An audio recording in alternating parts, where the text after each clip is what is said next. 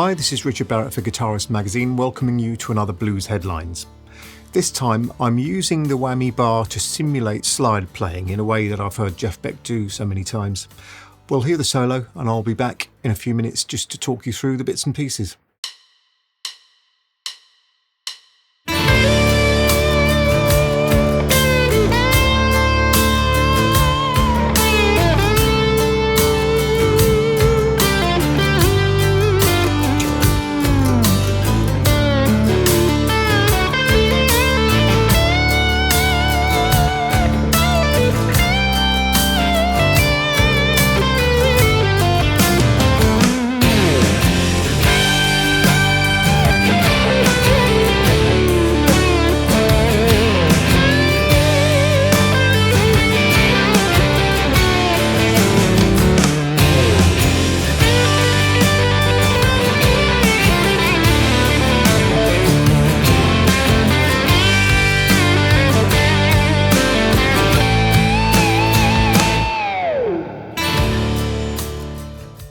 My original plan was to actually do some bottleneck slide licks in standard tuning, and then I started playing around and I ended up using the whammy bar, and I remembered Jeff Beck's solo on Blaze of Glory, and I thought, well, why not do something like that? So I'm playing pretty pentatonic, but I'm doing lots of slides and whammy stuff, so let's dive in.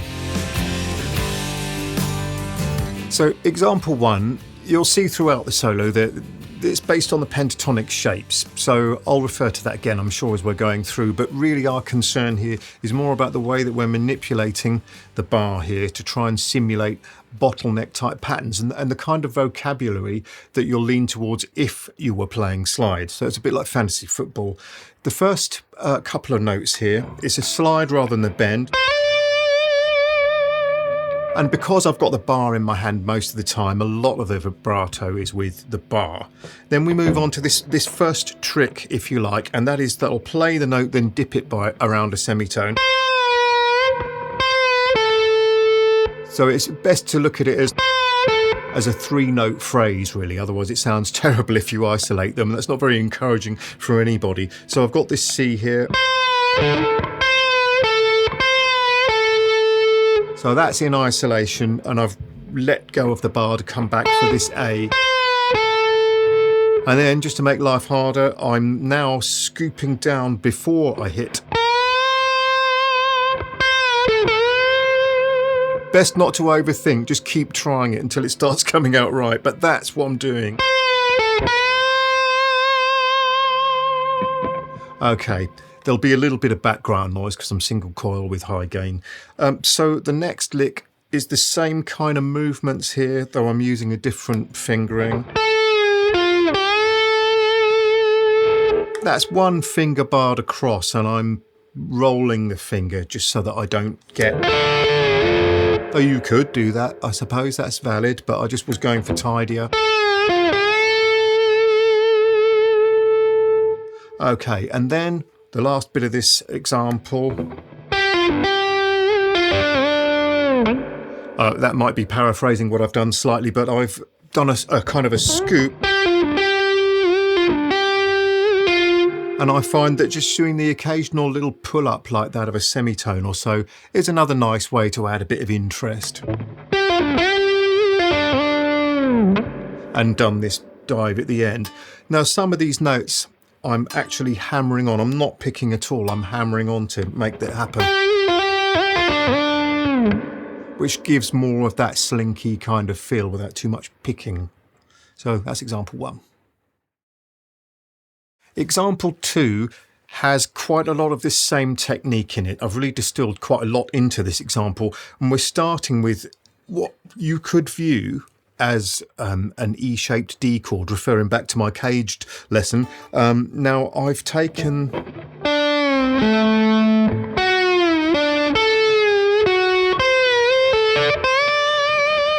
It kind of segues into shape one pentatonic there. So I'm going to run through that again. I mean, I'm playing...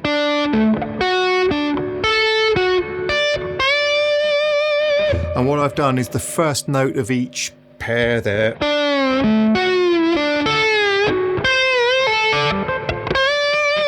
quite tricky. So I'll run that again slowly just so you can see what's going on. I'm dropping the bar and then letting it come back up under its own steam.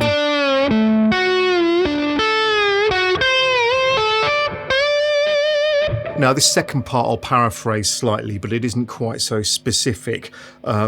We've got...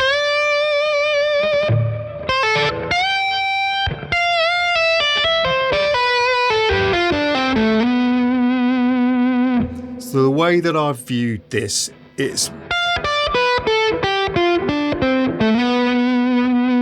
like a pentatonic shape, but I've taken...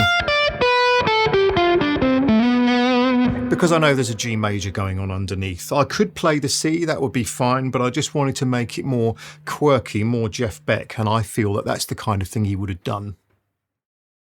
Here in example 3, this is where I'm probably quoting most from the Blaze of Glory solo. I mean, not literally, but I definitely had it in mind.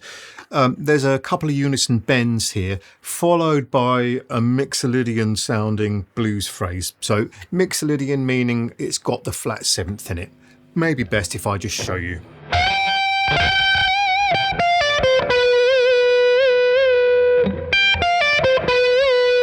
I've done a quick pull up and then let it come back to its resting place. So I'll play that again slowly just so you can see what's going on. I don't want there to be any mystery about it.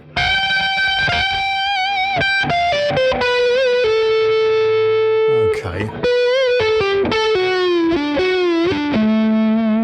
You see, it's the same technique again, really, but it is quite difficult, so it's worth having the practice. I'll run through that first half.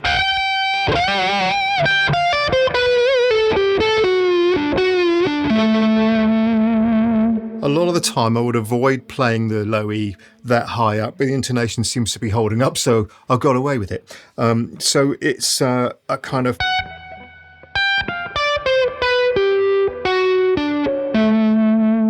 That's the pattern I'm thinking of. There's a little D triad at the bottom.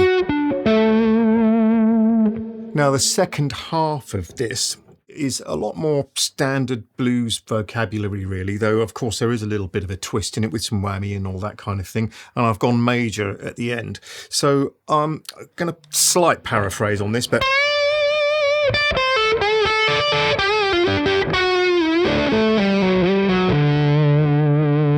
so essentially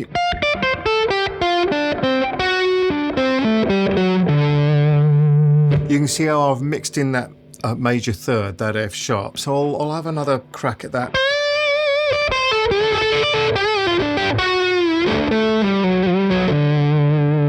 I think that there are slides and there are pull-offs. I think it's very difficult to be clinical and reproduce this stuff exactly, so don't hold yourself to that standard either.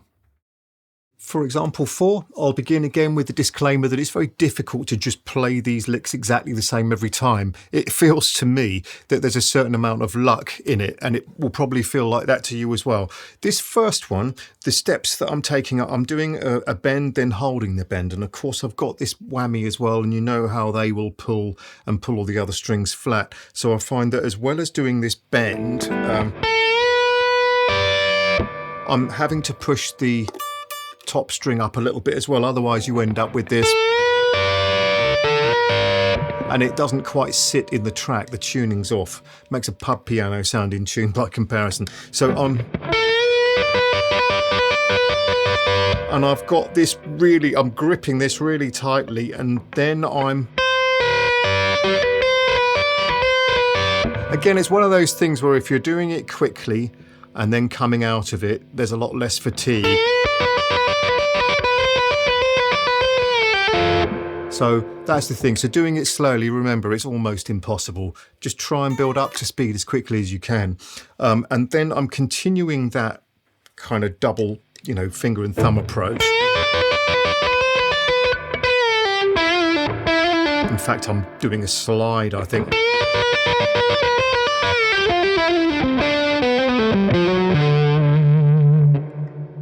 It's a great blues lick. Let me just talk through the mechanics of it so that you can play your own version of this.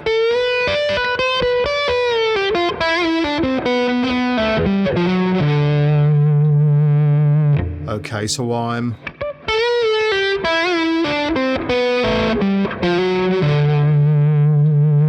Maybe best to just rewind and have a look at that a couple of times, but...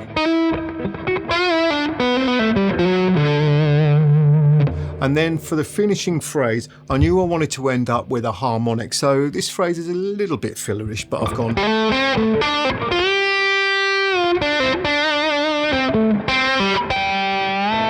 And that harmonic didn't come out very well, but... Luckily for me, it turns out that if I pull up on that as hard as I can, then I get almost exactly a tone. This kind of thing, it's a dark art, really, but... And it's slightly messy, slightly graunchy, but that's fine because I'm going to drop the bar down. And I think that if it were perfect, it would lose something. It wouldn't sound as Jeff Beck. He played on the edge, really. So I hope that's been an enjoyable look at some quite odd techniques, stuff to just incorporate in your playing.